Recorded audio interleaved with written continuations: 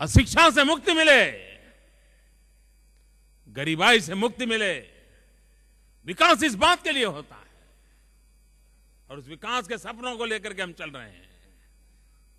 भाइयों बहनों, हम संकटों की ज्यादा चिंता नहीं करते और मैं तो संकट प्रूफ हो गया हूं। कभी कभी तो सुबह संकट नहीं आता तो आश्चर्य होता है, आज हुआ क्या? क्या ईश्वर मुझे भूल गया क्या? कभी कभी मन में होता है क्या परमात्मा आज मुझे भूल गया? जब परमात्मा मुझ पर संकट भेजता है तो मेरा परमात्मा के प्रति भरोसा और ज्यादा बढ़ जाता है। दोस्तों, इतना तो रहता है मन में कि यार एक ईश्वर है जो मुझ पे भरोसा करता है, वरना मुझे संकट क्यों भेजता? अगर ईश्वर को मेरे पे भरोसा ना होता तो ईश्वर मेरे घर संकट क्यों भेजता? भाई, उसको भरोसा है ये स्वागत करेगा संकट का, ये कमरा बंद करके भाग नहीं जाएगा। भाइयों बहनों, ईश्वर ने मुझे जिस काम के लिए पसंद किया है वो काम है आप लोगों की सेवा, वो काम है आप लोगों के लिए जिंदगी खपाना। और मैं आपको विश्वास दिलाता हूं, ये सब सिद्धियों के बाद सोने वालों में से मैं नहीं हूं। मैं आपकी सेवा करने के व्रत में से कभी पीछे नहीं हटूंगा। जितना ज्यादा कर सकता हूं करता रहूंगा।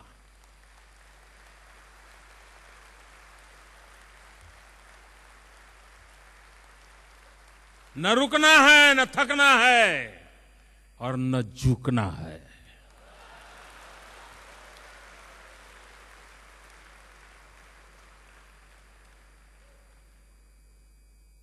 भाइयों बहनों, अब हम लोगों का दायित्व बढ़ जाता है। जब एमओयू करते हैं ना तो एमओयू करने वाला तो चला जाएगा, अब पूछा हमको जाएगा उस एमओयू का क्या हुआ?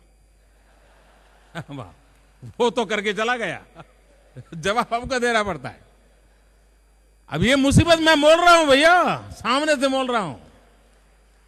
ठीक है, आप जाइए, हम कोशिश करेंगे आपको इस काम को साकार करने के लिए पूरी तरह मदद करेंगे। मित्रों, एक जमाना था सरकार के पीछे लोगों को बेचारों को भटकना पड़ता था। मैंने स्थिति ऐसी बना दी है कि सरकार को जनता के पीछे आने के लिए मजबूर कर दिया है मैंने। बहुत कम लोग समझ पाएंगे मित्रों क्या बदलाव आया है। शायद मेरे जाने के 10 साल के बाद समझ पाए तो समझ पाए।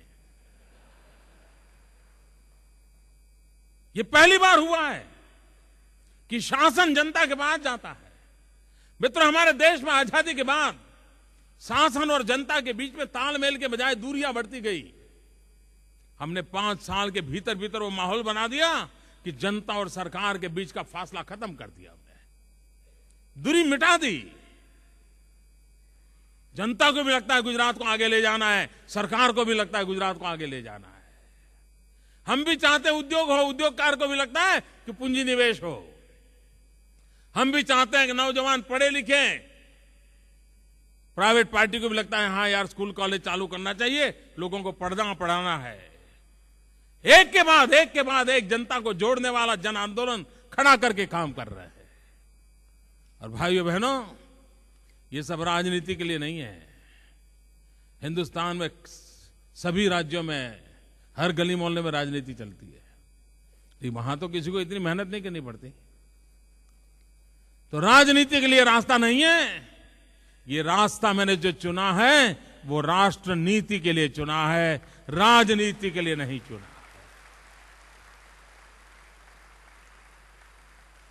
ये कठोर परिश्रम, ये नई नई योजनाएं, ये दिन रात दौड़ना, ये हर पल नए सपनों को साकार करना, ये सारी चीजें राजनीति का हिस्सा नहीं होती हैं। ये राष्ट्र नीति की जिम्मेवारी होती है, ये राष्ट्र नीति का दायित्व होता है, ये राष्ट्र नीति के तहत हर नागरिक का धर्म होता है। उस धर्म को निभाने का प्रयास कर रहे हैं।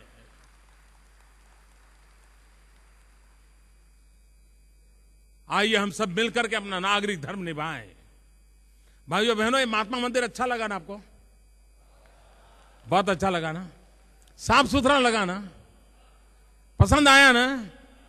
अपना गांव भी इतना साफ सुथरा हो तो कैसा लगेगा? अपना नगर भी इतना स्वच्छ हो तो कैसा लगेगा। मित्रों, 21वीं सदी में गुजरात को समृद्ध बनाना है तो नागरिक के नाते कम से कम सफाई का धर्म भी हम अपना लें। देखिए साहब, दुनिया गुजरात को अलग से देखना शुरू कर देगी। हम करें। अगर मैं कहूंगा कि भाई नागरिकों ने स्वच्छता रखनी चाहिए तो शायद कोई मीडिया वाला लिखेगा, सब नहीं लिखते आजकल, कोई एक आध लिखेगा। वो लिखेगा मोदी ने नागरिकों के सर पे जिम्मेवारी डाल दी। बताओ, तो क्या आपको गंदगी करने का जिम्मा दिया है क्या?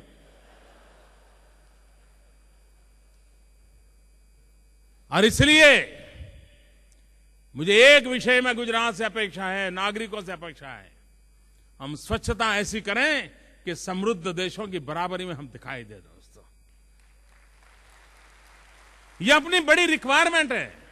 मैं कभी कभी कहता हूं, महात्मा गांधी को अगर गरीब से गरीब आदमी श्रद्धांजलि देना चाहता है तो क्या दे सकता है? महात्मा गांधी को उत्तम से उत्तम श्रद्धांजलि देनी है तो क्या दे सकते हैं? हम जब महात्मा मंदिर में बैठे हैं, महात्मा गांधी को उत्तम में उत्तम श्रद्धांजलि देने का सरल में सरल रास्ता, और गरीब से गरीब भी कर सके वो रास्ता है, मैं स्वच्छता का पालन करूंगा। इससे बड़ी गांधी को कोई श्रद्धांजलि नहीं हो सकती, क्योंकि गांधी जीवन भर स्वच्छता के आग्रही रहे थे, साफ सुथरी जिंदगी के आग्रही रहे थे। क्या हम गुजरात के लोगों का गांधी के नाम को बार बार बोलने वालों का जिम्मा नहीं है कि हम गांधी की इस इच्छा तो पूरी करें? बाकी जहां से जहां सफाई करनी होगी करेंगे, समय आएगा तब।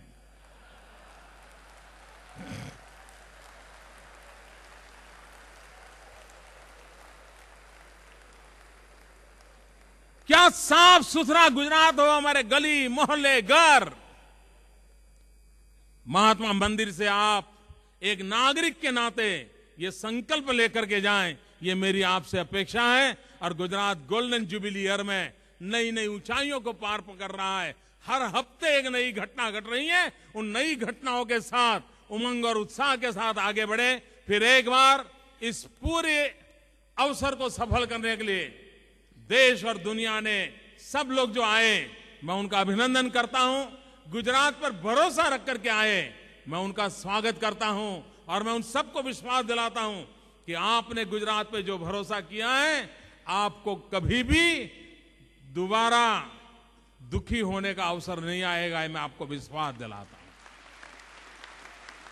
मैं मेरे गुजरात के आपके काउंटर पार्ट के भरोसे कह रहा हूं, ये ऐसे लोग हैं, ऐसे एंटरप्रेन्योर लोग हैं, ये मूल्यों से जुड़े हुए लोग हैं। आपने उनके साथ जो हाथ मिलाया है, आपको जीवन में अच्छा किया, उसका एहसास होगा। ये मैं दुनिया भर के लोगों को विश्वास दिलाता हूं। फिर एक बार आप सबको बहुत बहुत धन्यवाद। मकर संक्रांति की पूर्व संध्या पर मैं आपको बहुत बहुत शुभकामनाएं देता हूं। और कल मकर संक्रांति से आपके जीवन का सूर्योदय भी नई क्षितिजों को पार करने वाला बने, इसी अपेक्षा के साथ बहुत बहुत धन्यवाद। जय जय गरवी गुजरात, जय जय स्वर्णिम गुजरात।